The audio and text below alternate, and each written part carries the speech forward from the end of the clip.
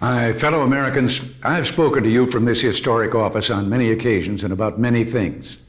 The power of the presidency is often thought to reside within this Oval Office. Yet it doesn't rest here. It rests in you, the American people, and in your trust. Your trust is what gives a president his powers of leadership and his personal strength. And it's what I want to talk to you about this evening. For the past 3 months, I've been silent on the revelations about Iran. And you must have been thinking, well, why doesn't he tell us what's happening? Why doesn't he just speak to us as he has in the past when we've faced troubles or tragedies? Others of you, I guess, were thinking, what's he doing hiding out in the White House? Well, the reason I haven't spoken to you before now is this. You deserve the truth, and as frustrating as the waiting has been, I felt it was improper to come to you with sketchy reports or possibly even erroneous statements, which would then have to be corrected, creating even more doubt and confusion. There's been enough of that. I paid a price for my silence in terms of your trust and confidence, but I've had to wait, as you have, for the complete story. That's why I appointed Ambassador David Abshire as my special counselor to help get out the thousands of documents to the various investigations. And I appointed a special review board, the Tower Board, which took on the chore of pulling the truth together for me and getting to the bottom of things. It has now issued its findings. I'm often accused of being an optimist, and it's true. I had to hunt pretty hard to find any good news in the board's report. As you know, it's well stocked with criticisms, which I'll discuss in a moment, but I was very relieved to read this sentence. The board is convinced that the president does indeed want the full story to be told. And that will continue to be my pledge to you as the other investigations go forward. I want to thank the members of the panel, former Senator John Tower, former Secretary of State Edmund Muskie, and former National Security Advisor Brent Scowcroft. They have done the nation, as well as me personally, a great service by submitting a report of such integrity and depth. They have my genuine and enduring gratitude. I've studied the board's report. Its findings are honest, convincing, and highly critical, and I accept them. And tonight, I want to share with you my thoughts on these findings and report to you on the actions I'm taking to implement the board's recommendations. First, let me say I take full responsibility for my own actions and for those of my administration. As angry as I may be about activities undertaken without my knowledge, I am still accountable for those activities. As disappointed as I may be in some who served me, I am still the one who must answer to the American people for this behavior. And as personally distasteful as I find secret bank accounts and diverted funds, well, as the Navy would say, this happened on my watch. Let's start with the part that is the most controversial. A few months ago, I told the American people I did not trade arms for hostages. My heart and my best intentions still tell me that's true. But the facts and the evidence tell me it is not. As the Tower Board reported, what began as a strategic opening to Iran deteriorated in its implementation into trading arms for hostages. This runs counter to my own beliefs, to administration policy, and to the original strategy we had in mind. There are reasons why it happened, but no excuses. It was a mistake. I undertook the original Iran initiative in order to develop relations with those who might assume leadership in a post-Khomeini government. It's clear from the board's report, however, that I let my personal concern for the hostages spill over into the geopolitical strategy of reaching out to Iran. I asked so many questions about the hostages' welfare that I didn't ask enough about the specifics of the total Iran plan. Let me say to the hostage families, we have not given up. We never will. And I promise you we'll use every legitimate means to free your loved ones from captivity. But I must also caution that those Americans who freely remain in such dangerous areas must know that they're responsible for their own safety. Now, another major aspect of the board's findings regards the transfer of funds to the Nicaraguan Contras. The Tower Board wasn't able to find out what happened to this money. So the facts here will be left to the continuing investigations of the court-appointed independent counsel and the 2 congressional investigating committees. I'm confident the truth will come out about this matter as well. As I told the Tower Board, I didn't know about any diversion of funds to the Contras, but as president, I cannot escape responsibility. Much has been said about my management style that's worked successfully for me during 8 years as governor of California and for most of my presidency.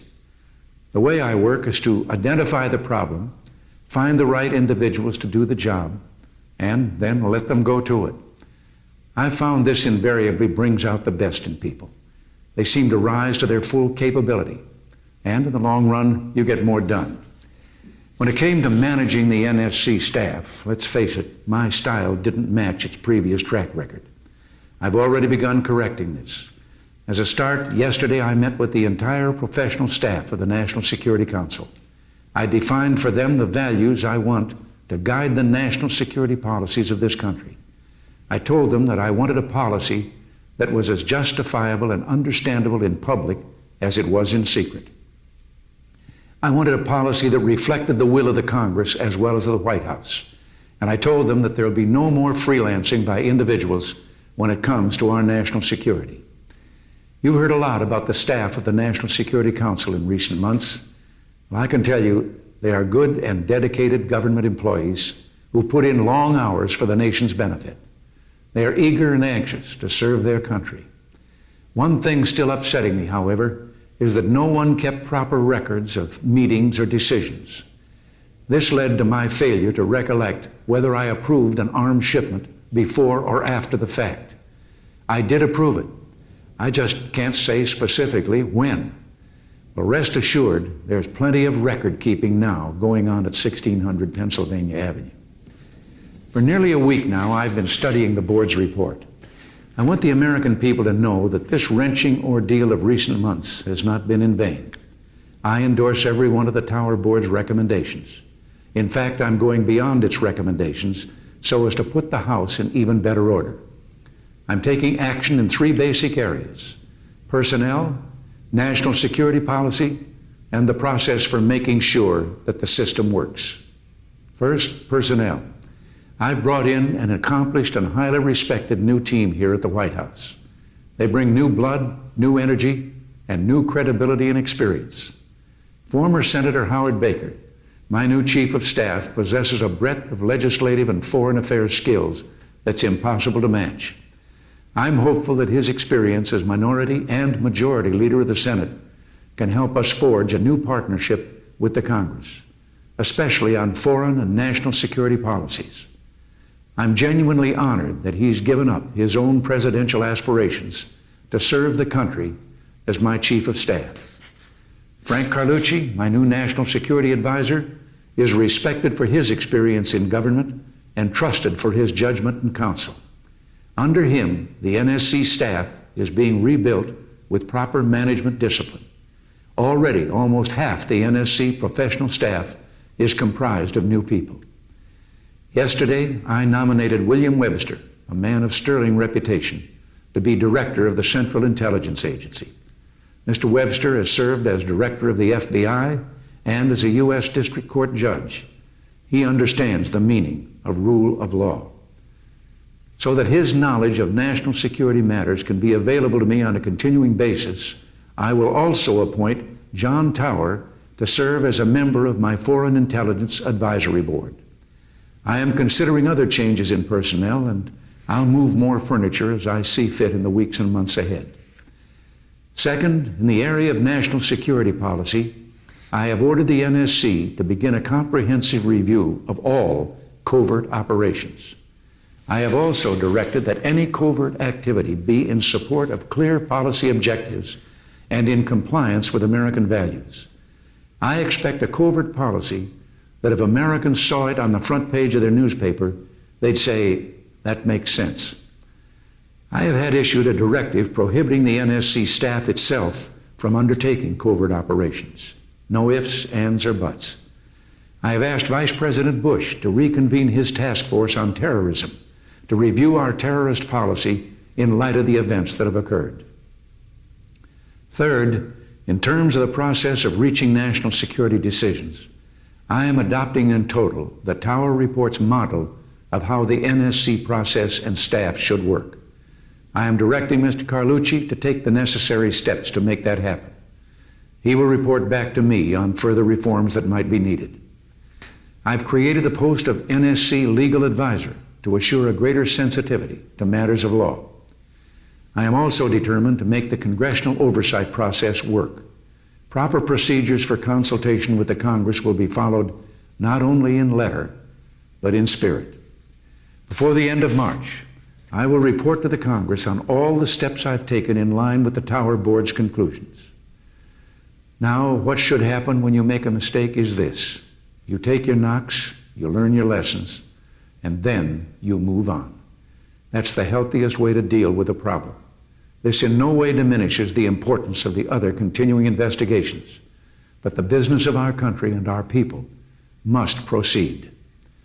I've gotten this message from Republicans and Democrats in Congress, from allies around the world, and if we're reading the signals right, even from the Soviets.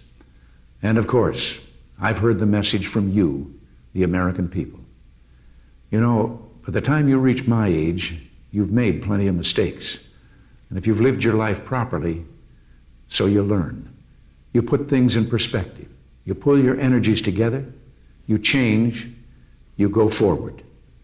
My fellow Americans, I have a great deal that I want to accomplish with you and for you over the next 2 years.